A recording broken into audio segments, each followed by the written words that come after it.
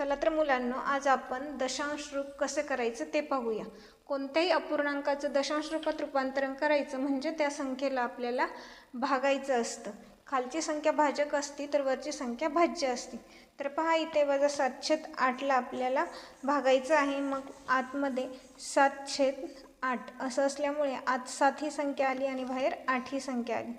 आता 7ला भाग जात नाही, कारण 8पेक्षा 7 ही संख्या छोटी आहे, म्हणून 0 लिहून पॉईंट द्यायचा।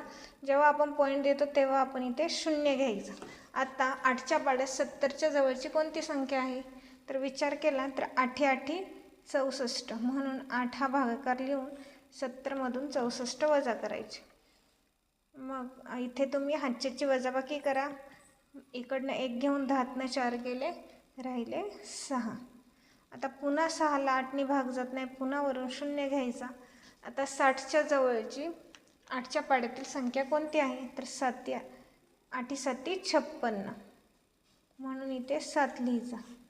60मधून 56 गेले, राहिले 4। मग 8च्या पाड्यात 40 ही संख्या आहे, 8×5 = 40, म्हणून इथे पूर्ण भाग गेला, म्हणजेच -7/8चा भागाकार आला आहे आपला 0.875। आणि भागाकाराला वजाचं चिन्ह असल्या उत्तरालाही वजाचं चिन्ह असणारच। जर वर खाली दोन्ही संख्येला ऋणचिन्ह असेल तर भागाकार धन येतो, मात्र दोन्हीपैकी कोणत्याही एका संख्येला ऋणचिन्ह असेल तर आपला भागाकार ऋणच येतो। व्हिडिओ आवडल्यास नक्की लाईक करा, शेअर करा आणि सबस्क्राईब करा। Thanks for watching.